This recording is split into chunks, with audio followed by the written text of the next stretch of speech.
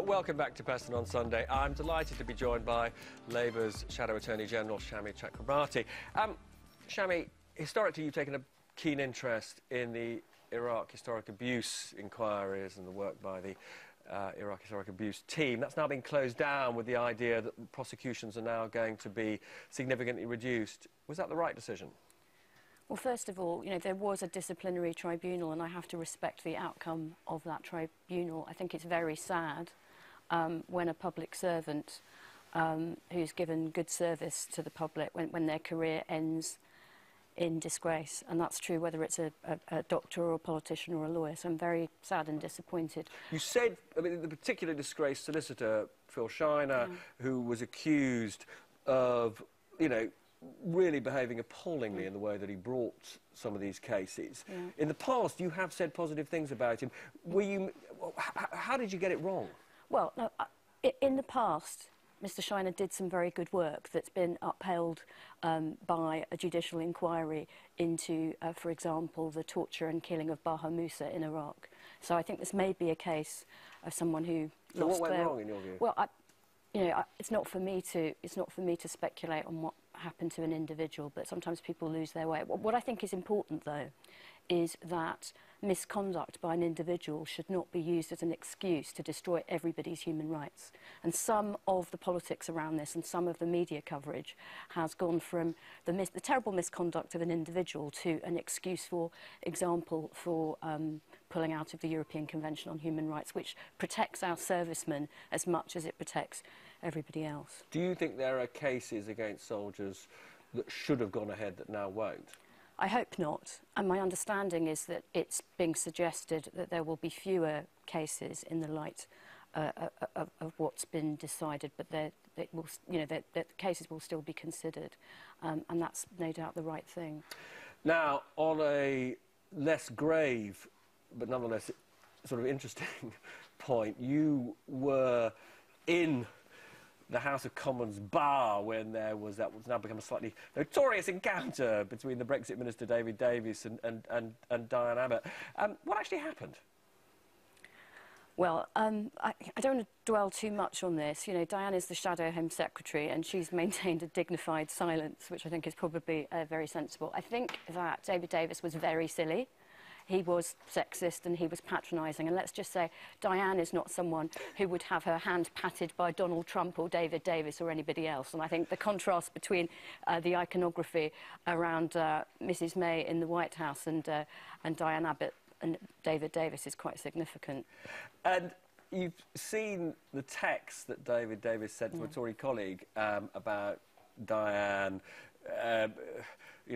making what obviously he thought was a joke about how, this encounter was plainly not accurately reported because he's, quotes, not blind, which many people see as a sort of terrible sort of sexist thing to say. What's your feeling about all that? It's really disappointing. It's really disappointing. I understand that Mr Davis's spokesman has apologised in the press to Diane. I'm really disappointed. It's sexist, it's patronising, it's disrespectful. When you were doing your civil liberties stuff, you used to see quite a lot of David Davis, didn't you? I mean, because in terms of quite some of these civil liberties issues, you and he shared similar views. Well, not just me and he. Frankly, Diane Abbott and David Davis were once on the same side of some really important civil liberties issues in this country, and he should show her more respect. We'll come back to you in just a second, but Allegra has got some very interesting stuff about your party. Well, look, everybody knows that poor Jeremy Corbyn isn't that popular. Now, this week, he has a full house of unpopularity. Have a look at this, OK? So, across loads and loads of demographics now, this red bit is the unfavourable rating, and you can see across Remain, Leave, male, female, young, old, he is now in a lot of trouble, and now even with Labour supporters, this bottom bit here is not good either. So back in November, 50% were favourable towards Jeremy Corbyn. That has now dropped to this number here, 44%. A clean sweep for Corbyn. Now, to be fair to him and his team, they know he needs an evacuation plan. According to this cracking story, the front page of the Sunday Times, if I can find it, here we go. Secret Labour search for Corbyn heir. So the story tells us that what they're doing is running focus groups on who next. And we're going to come on to who they actually mention in a second, Rebecca Long-Bailey and Angela Rayner amongst them. But this is the book on who should come next. You'll recognise some of these faces, and these are the odds. So we have Clive Lewis on 5-1 out in the lead. Keir Starmer from another wing of the party. I don't see how he squares the Corbynistas on 6-1. Dan Jarvis 12-1.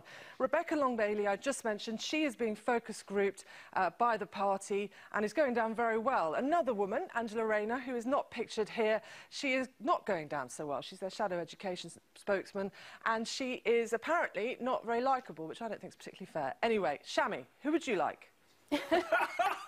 Well, let's come on to that in just a moment. But you're fond of Jeremy Corbyn. The polling is not great for him. Could I just say on this point about succession planning and focus groups? Those focus groups were not about succession planning. Right. They were about the North. And there were similar. My understanding is that people were taking focus groups in different parts of the country to look at which voices go down best with the Labour message in different parts of the country. It was about campaigning, not about who's going to succeed. Exactly. And look, you know, all campaigners test opinion. I did it myself as Director of Liberty, so I don't think there's anything novel or mysterious about that. But even Labour's internal polling, as you know, Labour has pointed out, is not great for Jeremy Corbyn. And I know that you like and admire him, but you know, you've got to put that to one side. Has the moment come for him to think about moving Not at all. I think we've had two very heated leadership debates in the space of a year. I think for a long time, Jeremy had a very unfair and hostile press. You know, he's very, very challenging to the media and political establishment in this country, no doubt about that. But I think the party is becoming more united. I think Brexit presents a real challenge for the whole country, for families who've fallen out over the referendum. And of course, because the Labour Party is the biggest national party, the most numerous membership in the country, we're going to feel that pain more than other parties. But I think we just need to get through this and now concentrate on the arguments ahead, which are about what kind of country people want to live in. And I want to get onto those arguments in just a second, but can I just, on this one issue, sure. If Labour were to lose either Stoke or Copeland or both, can Jeremy survive as leader in those circumstances? Of course, he's got this enormous mandate, and he's won it twice over. Okay. There are challenges for this country, and the Labour Party is the biggest party. There are challenges for us on the issues for the country. I spoke to David Lidington, as you just saw, about whether the Lords should amend. He obviously takes the view absolutely not.